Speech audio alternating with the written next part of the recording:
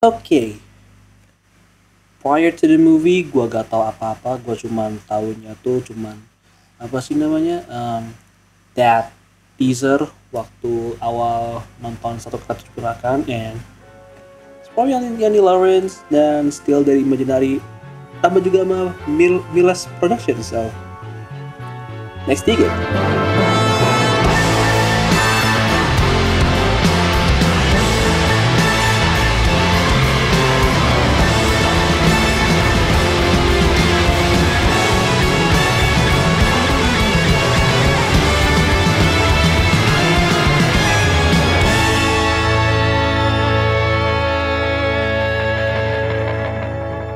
Gue mencoba sebaik mungkin untuk tidak nge-spoiler apapun.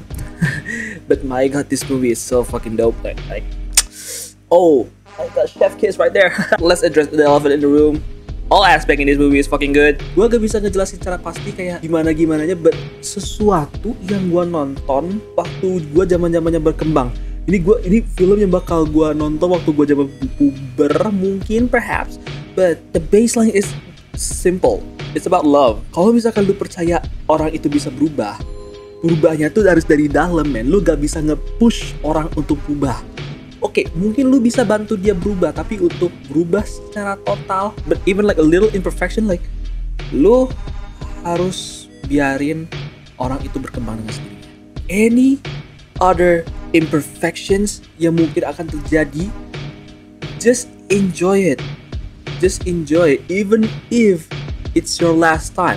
Kalaupun kayak seandainya aku bisa ulang pengalaman seperti itu, mau beribu kali pun kau melakukannya, kau akan kembali ke titik awal karena lu gak mungkin bisa ngubah semuanya. Just let it happen.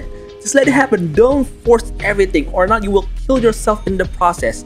Itu yang bisa gue discuss tentang film itu. At least kata-kata pertama gua waktu gua pikirin di jalan pulang.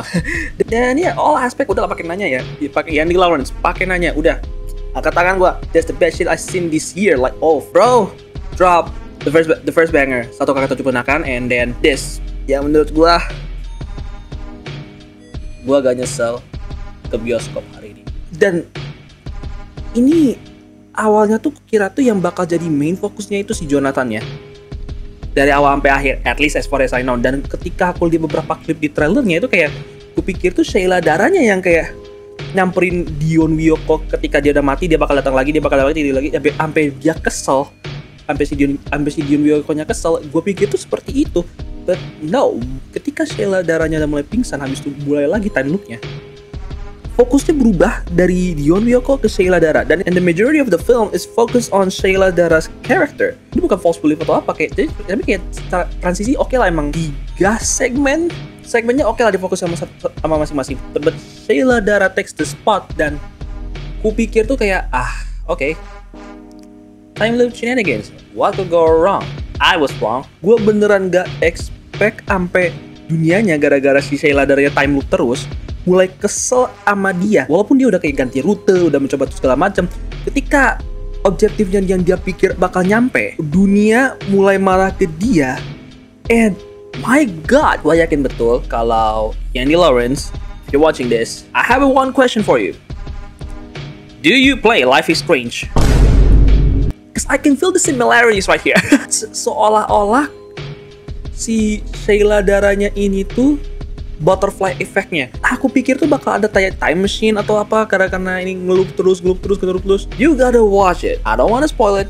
Go watch it and experience it for yourself. Gua gak mau kasih tahu kayak gimana caranya si Sheila Daranya tiba-tiba bisa ke kamar Dion Wiyoko dan habis dapet time loop-nya kayak gimana. Just trust me, just watch it, experience for yourself. Walaupun gue di bioskop gue gak banyak orang yang nonton, but I can feel that everybody can feel the same vibe right there. Kayak gue denger ada orang kaget, ada kayak orang anjir nih apaan, ini gila. And to me, that reaction is reasonable because the way the way the movie acts is also like that. Is gue udah hilang lagi ini, gue sense gimana gue nge-review film pada umumnya, because that movie is so fucking good. And ditambah pemilihan soundtrack nih, gue denger soundtracknya tiba langsung kayak Life is Strange lagi anjir. Tipe-tipe jenis-jenis lagu yang dipakainya. Dan aku gak tahu apakah mereka pakai scoring atau apa, soalnya ketika aku denger salah satu lagunya yang mereka pakai itu it's also works as a score. Dan itu dipakai kayak gak hanya di awal juga, di tengah ada, di akhir ada. How do you choose your music to make it like not only as a soundtrack but also as a scoring? Vibe soundtrack yang dikasih itu nyatu with the emotional impact and itu nyatu sama story dan nyatu sama emotional impact. Jadi gue pikir tuh ini tuh score yang dibuat, but no, soundtrack choosing is so good. Layaknya ketika Satu Kakak Tujuh Ponakan Bang Yandi pakai lagu-lagunya Sal Priadi, di sini pemilihannya lebih tie in ke emotionalnya. But overall it's a really freaking like cinematic journey. And you guys need to watch it. I swear to God. But anyway, go watch Sore Istri Dari Masa Depan di bioskop. Gua gak mau tahu, wajib. One of the best Indonesian movies ever. And I spent like the very last of my money on this. And it's really good gamble. Walaupun ada banyak-banyak film lagi di bulan ini yang bakal keluar, but all my money habis untuk ini dulu. Dan gua harus fokus sama tugas saya dulu. Anyway, score for me 10 out of 10. 10 out of 10. Valid, no debate. Anyway, kalau misalkan kalian suka, like. Kalau kalian udah nonton, tulis di komentar. Let's talk about it. Gua ingin tahu isi pendapat lu gimana, man. Also, follow gue di sosial media. Gue akhir ini baru nyalain balik Blue Sky gue. Dan ya, you can follow me on that also. Kalau misalkan kalian mau support aku, ya hit the subscribe. It'll be helpful for me. This is optional, but you can also support me from like Takdir Amat Tiptek dulu dah. Fokus itu dulu. Itu juga kalau kalian mau. Despite gua ada beberapa tagihan yang harus dibayar. Go watch the movie. I fucking dare you. Go watch the fucking movie. It's so fucking good. And Yandi Lawrence, I wasn't familiar with the game. This movie is the dopest movie I've watched this year. And I'd like to thank you for giving me the most different cinema experience ever. This movie is epic. Even though I lost a lot of money for watching this, I still love it. And hopefully ya gue kalau misalkan ada waktu bisa ngajak ngobrol atau apa, gue gak tahu mau ngobrolin apa. But if one day bisa ngobrol bareng sama Bang Yandi Lawrence, I would love to have that conversation. Yeah, last but not least, sampai jumpa kapanpun dimanapun di masa depan, and cheers and out. Bye.